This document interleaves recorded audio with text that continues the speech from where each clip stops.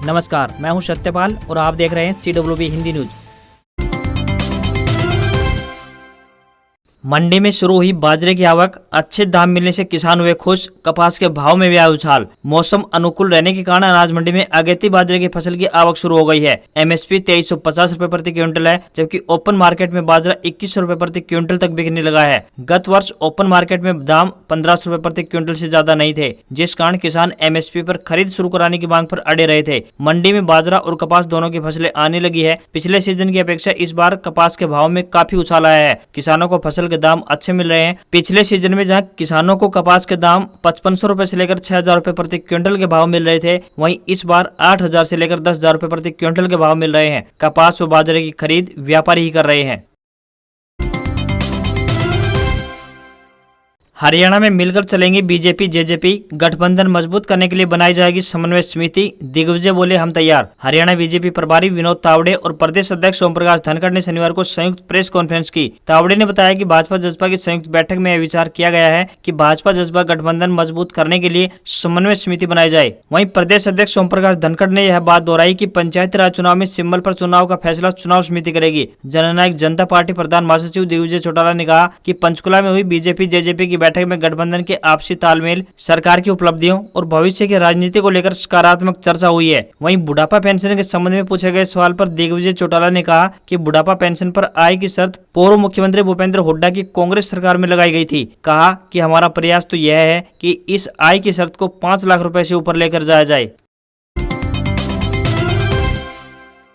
CBI जांच के लिए आज हाईकोर्ट जाएगा सोनाली फोगाट का परिवार। गोवा पुलिस की जांच पर उठाए सवाल। सोनाली फोगाट मौत मामले की जांच सीबीआई से कराने के लिए उसका परिवार अब हाईकोर्ट की शरण लेगा। इसके लिए परिवार ने सभी जरूरी तैयारियां शुरू कर दी हैं। सोनाली फोगाट के भांजे विकास सिंघमार के अनुसार परिवार की तरफ से इस मामले में मंगलवार को भी याचिका दायर करेंगे। भांजे विकास सिंघमार ने बताया कि सोनाली फोगाट हत्याकांड मामले में सुप्रीम कोर्ट के चीफ जस्टिस को भी पत्र लिखा गया है। इसके अलावा सोनाली मामले की जाँच तुरंत सीबीआई से कराने की मांग को लेकर एक बार फिर से मुख्यमंत्री मनोहर लाल खट्टर से मुलाकात की जाएगी। विकास ने गोवा पुलिस की अब तक की जांच पर सवाल उठाया है। उनका आरोप है कि सरकार आरोपित सुधीर सांगवान की मदद करने में लगी हुई है। अगर सरकार की मंशा सही होती तो हिसार में जांच के लिए गोवा पुलिस सुधीर को अपने साथ लेकर आती। गोवा पुलिस सोनाली के परिवार का वक्त बर्बाद करने के लिए यहाँ डटी हुई है। गोवा पुलिस की जाँच गुमराह करने के लिए है। हिसार में पहुंची गोवा पुलिस की जाँच सोनाली फोगाट की प्रॉपर्टी पर ही अटक कर रह गई है। टीम का फोकस सोनाली की प्रॉपर्टी तथा बैंक खातों के जमा पूंजी के इर्द गिर्द चल रहा है। उधर सोनाली के जीजा अमन पूनिया का कहना है कि गोवा पुलिस समय बर्बाद करने में लगी है। ये मामला प्रॉपर्टी हड़पने का न होकर राजनीतिक है। बीजेपी का फतेह 2024 मिशन, सीएम मनोहर लाल खट्टर से लेकर बूथ स्तर तक के कार्यकर्ताओं को गुरु मंत्र दे गए जेपी नड्डा। भारतीय जनता पार्टी के मिशन फतेह 2024 को लेकर हरियाणा की धरती पर 2 दिनों के लिए प्रवास करने आए भाजपा राष्ट्रीय अध्यक्ष जेपी नड्डा इस दौरान हरियाणा में पार्टी संगठन और सरकार दोनों को जीत का गुरु मंत्र देकर गए हैं। खास बात यह है कि मुख्यमंत्री से लेकर उप मुख्यमंत्री, मंत्रिमंडल, सांसदों, विधायकों सभी के साथ रूबरू हुए राष्ट्रीय अध्यक्ष जेपी नड्डा पन्ना प्रमुख और बूथ स्तर कार्यकर्ताओं तक मिले हैं। इस दौरान सभी को जीत का गुरु मंत्र देकर साफ कर दिया कि चुनाव के दिनों में ही नहीं बल्कि भाजपा प्रतिनिधियों को हर वक्त सक्रिय रहना होगा। हरियाणा पंचायत चुनाव अपडेट। फैमिली आईडी डाटा के आधार पर रिजर्व होंगे BC-A के पद, नहीं मिलेगा 50% से अधिक आरक्षण। हरियाणा पंचायत चुनाव में पिछड़ा A वर्ग को आरक्षण देने का नया अध्यादेश लागू होने के बाद पंच, सरपंच, पंचायत समिति सदस्य और जिला परिषद के वार्ड आरक्षित करने की प्रक्रिया 1 सप्ताह में पूरी कर ली जाएगी। परिवार पहचान पत्र के उपलब्ध डाटा के आधार पर हर जिले में BC-A वार्ड आरक्षित किए जाएंगे। जिला अधिकारियों के पास जल्दी ही पंचायत विभाग से रिजर्व किए जाने वाले वार्डों का विवरण भिजवाया जाएगा। चरखी दादरी के अतिरिक्त उपायुक्त अनुराग ढालिया ने शनिवार को पंचायत चुनाव को लेकर आयोजित हुई वीडियो कॉन्फ्रेंस के बाद यह जानकारी दी।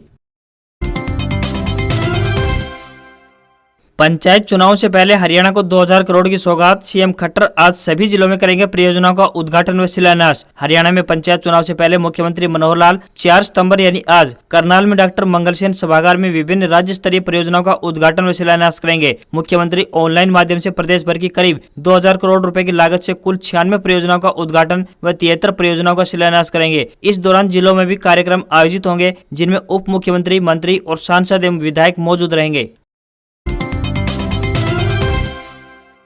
हरियाणा कृषि विश्वविद्यालय ने विकसित की औषधीय फसल चंद्रसूर की उन्नत किस्म, कई राज्यों के किसानों को होगा लाभ। चौधरी चरण सिंह हरियाणा कृषि विश्वविद्यालय में विकसित की गई औषधीय फसल चंद्रसूर की उन्नत किस्म HLS-4 पूरे देश विशेषकर उत्तरी हिस्से में खेती के लिए अनुमोदित की गई है। चंद्रसूर की इस किस्म को समस्त भारत विशेषकर उत्तर भारत के हरियाणा, पंजाब, हिमाचल प्रदेश, जम्मू कश्मीर और पश्चिमी उत्तर प्रदेश में खेती के लिए जारी किया गया है। इस औषधीय वनस्पति, जिसको असारिया, आर्या या हालिम आदि नामों से भी जाना जाता है, को उत्तर प्रदेश, राजस्थान, गुजरात तथा मध्य प्रदेश में व्यावसायिक स्तर पर उगाया जाता है। इस वनस्पति का औषधि के रूप में प्रयोग होने वाला मुख्य भाग इसका बीज है। हरियाणा कृषि विश्वविद्यालय के अनुसंधान निदेशक डॉक्टर जीतराम शर्मा ने इसके औषधीय गुणों के बारे में बताया कि आयुर्वेदिक चिकित्सा पद्धति में चंद्रसूर के बीज का टूटी हड्डी को जोड़ने, पाचन प्रणाली तथा मन को शांत करने, श्वास संबंधी रोगों, सूजन, मांसपेशियों के दर्द आदि में प्रयोग किया जाता है। बच्चों के शरीर के सही विकास के लिए इसके बीज का पाउडर बहुत लाभकारी होता है। इसके अतिरिक्त यह बच्चों की लंबाई बढ़ाने में भी मददगार होता है।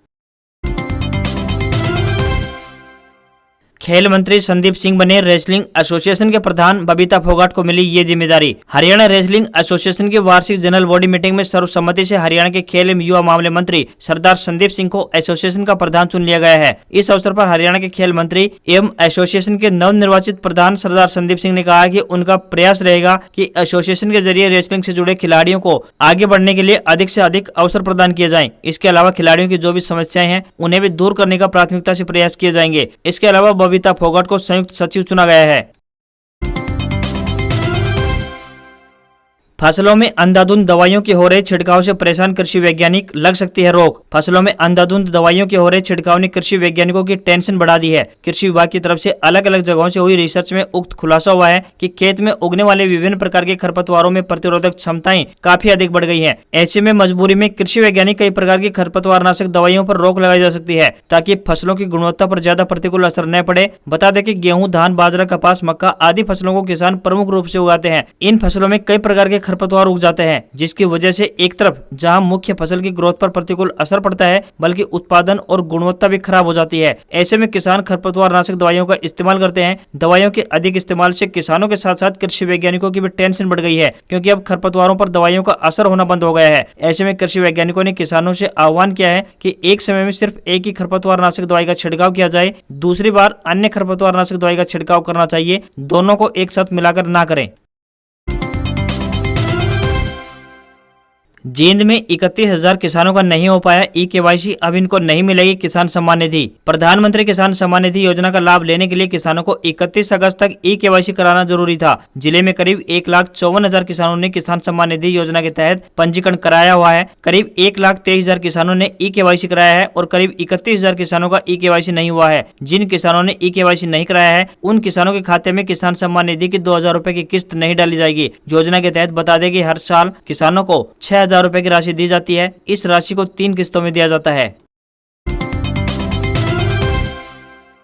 हरियाणा में सरपंचों को पर्चा भरने के लिए करनी होगी ज्यादा मेहनत, देनी होगी ये जानकारियां। गांव की सरकार के चुनाव में उतरने वाले उम्मीदवारों के नामांकन फार्म में चुनाव आयोग द्वारा बड़े बदलाव किए गए हैं। इसमें पहली बार खुद के साथ पति या पत्नी व 3 आश्रितों की आमदनी के स्रोत भी बताने होंगे। पहले सिर्फ प्रत्याशी को स्वयं और पति पत्नी का व्यवसाय बताना होता था, लेकिन अब पंचायती राज विभाग ने विधायकों और सांसदों की तर्ज पर नामांकन फार्म का प्रारूप तैयार किया है। इसलिए अब उम्मीदवारों को सरपंच पद के लिए पर्चा भरने में ज्यादा मेहनत करनी होगी। अब प्रत्याशी को खुद के साथ साथ बच्चों की भी जानकारी देनी होगी कि उनकी किस फर्म या प्राइवेट कंपनी में भागीदारी है। इसके अलावा प्रत्याशी पहले सिर्फ 6 महीने या इससे अधिक सजा वाले आपराधिक केस की जानकारी देते थे, लेकिन अब कोई भी केस हो उसकी भी जानकारी देनी होगी। 6 महीने से कम सजा वाले किसी भी केस में अपराध साबित हुआ है तो वह जानकारी भी देनी होगी। वहीं पार्टी सिंबल पर चुनाव लड़ने वाले उम्मीदवारों को बताना होगा कि उनके खिलाफ दर्ज मामले के बारे में पार्टी को जानकारी है या नहीं। वहीं पंचायती राज चुनाव लड़ने वाले उम्मीदवारों को पहले के मुकाबले अधिक जेब ढीली करनी पड़ेगी, क्योंकि सिक्योरिटी फीस में 2.5 गुना की वृद्धि कर दी गई है। इसके अलावा चुनाव लड़ने वाले उम्मीदवारों को अपनी सभी सोशल मीडिया अकाउंट्स की भी जानकारी देनी होगी। राज्य चुनाव आयोग ने पंचायती राज अधिकारियों के साथ बैठक की है। सूत्रों का कहना है कि बैठक में अधिकारियों ने आयोग को 10 से 12 दिन का समय लगने की बात कही है। ऐसे में अक्टूबर में पंचायत चुनाव होने की संभावना नजर आ रही है।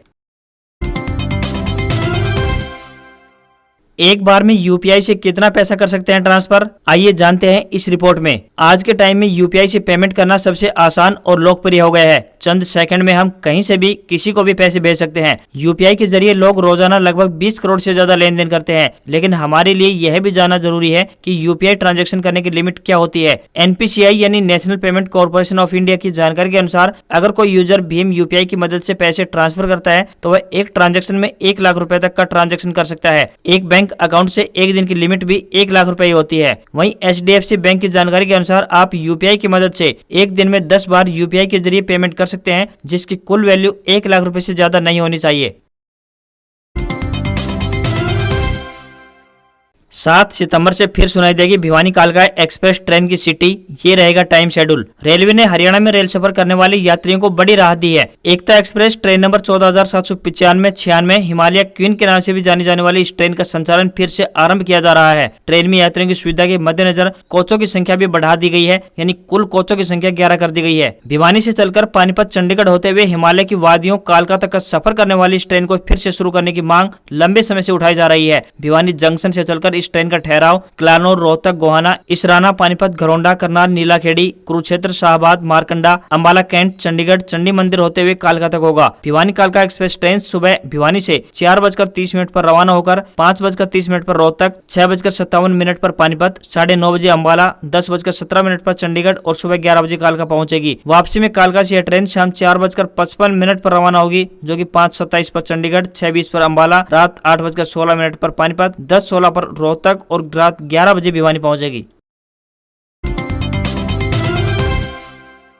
हरियाणा के राज्यपाल ने एमडीयू रोहतक में किया एफडीसी का उद्घाटन। बोले सभी स्टूडेंट्स बनकर रहें और सीखते रहें। प्रोफेसर और शोधार्थी किए सम्मानित। हरियाणा के राज्यपाल और महर्षि दयानंद विश्वविद्यालय यानी एमडीयू के कुलाधिपति बंडारू दत्तात्रेय एमडीयू रोहतक पहुंचे। यहां पर नवनिर्मित फैकल्टी डेवलपमेंट सेंटर यानी एफडीसी का उद्घाटन किया। वहीं विश्वविद्यालय के चयनित प्राध्यापकों तथा शोधार्थियों को रिसर्च इंसेंटिव अवार्ड से भी सम्मानित किया। इस दौरान राज्यपाल बंडारू दत्तात्रेय ने कहा कि सभी को स्टूडेंट्स बनकर रहना चाहिए, चाहे वे कोई भी हो, कितने भी बड़े पद पर हो। अगर वे स्टूडेंट्स रहेगा तो उसे सीखने की ललक जगी रहेगी, जिससे कि नई नई तकनीक सीख सकें। उन्होंने कहा कि महर्षि दयानंद सरस्वती की पूरी दुनिया में अलग ही पहचान है, इसलिए एमडीयू में पढ़ने वाले विद्यार्थी को भी उसी प्रकार से आगे बढ़ना चाहिए ताकि पूरे विश्व में खुद का व एमडीयू का नाम रोशन कर पाए।